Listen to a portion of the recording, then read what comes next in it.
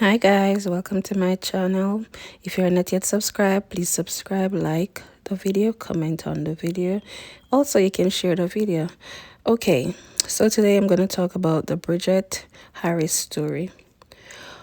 On July 28, 2007, about 1 p.m., police officers and paramedics were called to a third-floor apartment in Rockaway, Queens, and found 55-year-old Eric Goodridge on the floor. He was handcuffed, his mouth was stuffed, and secure with tapes. The police checked for a pulse, but there was none. He was dead. At first, the officers couldn't figure out how he died, but they soon realized something was missing. It was his private parts. It has been cut off and was nowhere to be found. Bridget Harris was born on the 6th of June 1981 in Staten Island, New York, to parents Eric Goodridge and Lucianne Harris, who immigrated from Liberia to the United States. Eric had several businesses include import-export company, a record store, and a travel agency. Lucy already had 2 children and went on to have 4 more with Eric. However, when Bridget was born, Eric denied she was his child. Eric was no longer satisfied with his life at home, so he left and married to another woman. Lucy now left her 6 children, who left with 6 children, struggled to raise them alone. And in 1983, when Bridget was just 2 years old, Lucy left her 6 children and returned to Liberia. But I'm wondering, why did she leave her children behind her, right? She left her 6 children and went back to Liberia to attend her grandfather's funeral. However, as she didn't have a green card or citizenship, she could not return back to the United States. So her 6 children bounced around from foster home to foster home. Bridget and her siblings eventually moved in with her father and his wife. However, in 1990, Eric took a temporary job back in Liberia, which extended for several months. Eric's wife grew tired of him and filed for a divorce. The children were sent to live with their aunt, Eric's sister, and grandma. Oh my God, this is so bad. Bridget's grandma was described as a mean and hateful and didn't have an ounce of love in her body. She showed favoritism and treated them like they were slaves, while their cousins would sit around doing nothing. And she would beat them severely. My God. On one occasion, someone used the toilet and forget to flush it, and she blamed it all on Bridget. Without asking any question, she grabbed her, stripped her naked, and beat her until she cut her skin.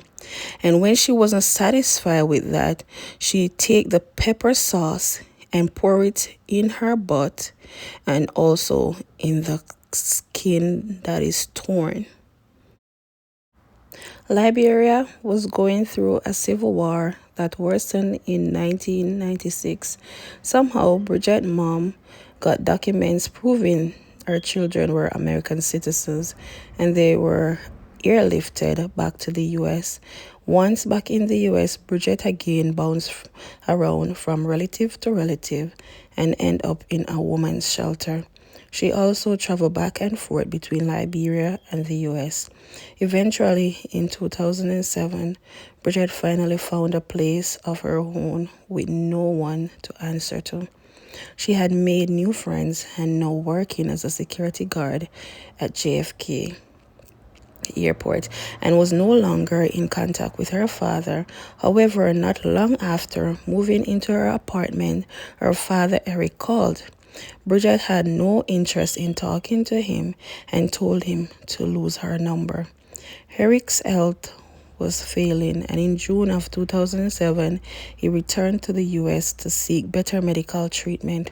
His daughter Carleen allowed him to stay with her. Bridget wasn't happy that the father was living in her sister's house.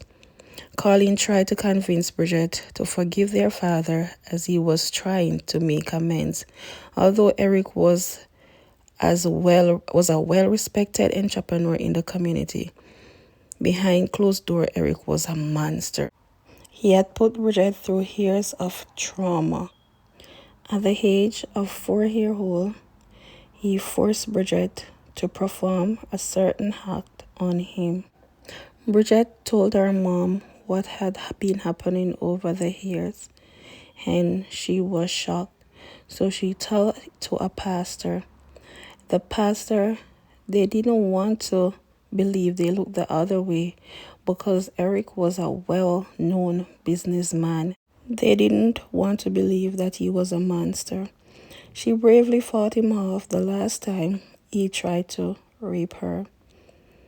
While fighting him off, he asked Bridget what was wrong.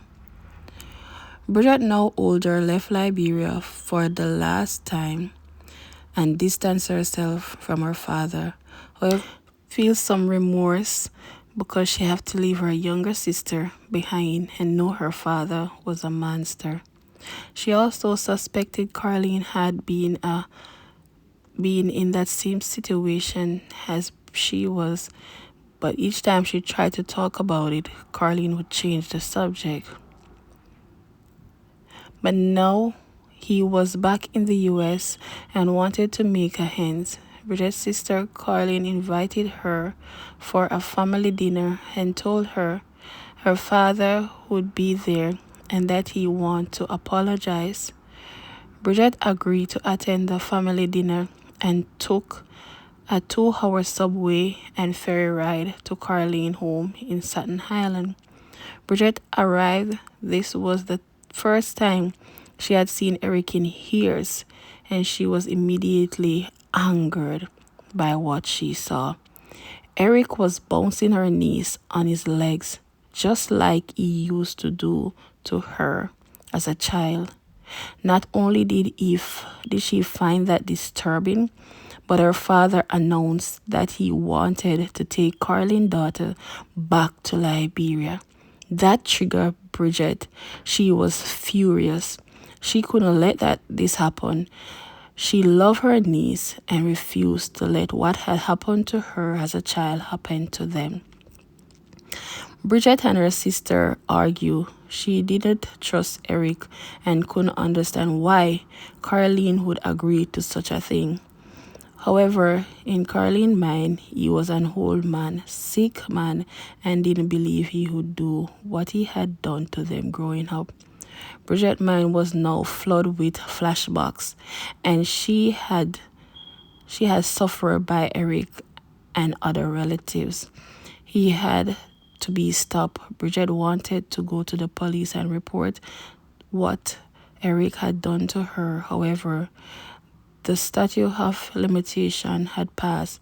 She searches the web for a solution and come across the case of Lorna, a woman who cut her husband's penis off. So right there, Bridget knew what she had to do. So she invited her father over, which he came, and she confronted him and tell him that she remember all the stuff that he did to her when she was young. And he didn't deny it. He said, how could you remember that and you were only 3 years old? And that pisses Bridget off because he have no remorse. And she said, you're not going to take my nieces to Liberia. You're not going to do what you did to me to them. And so he was there talking, and he was walking up to her, and she sprayed some pepper spray in his eyes, hence they start to fight, and he fell to the floor. Bridget now looked around and she saw that she have a handcuff, and she uncuffed him and gag his mouth, and she realized that he's not breathing well. So she went for some water and poured it on him. And there she said, I'm gonna get rid of your problem. I'm gonna cut your thing off. And Bridget cut his penis right off. She said she know that there and then he will never ever live to hurt another person again. And that's the story of Bridget. She was going through a whole lot. And so she snaps and she take away his weapon. She took away his weapon from him that used to hurt her. So, guys, remember to comment on this video. Let me know your thoughts. I try to do a voiceover so you guys can understand what happened. So leave a thumbs up and thank you for watching. See you in the next video. Bye.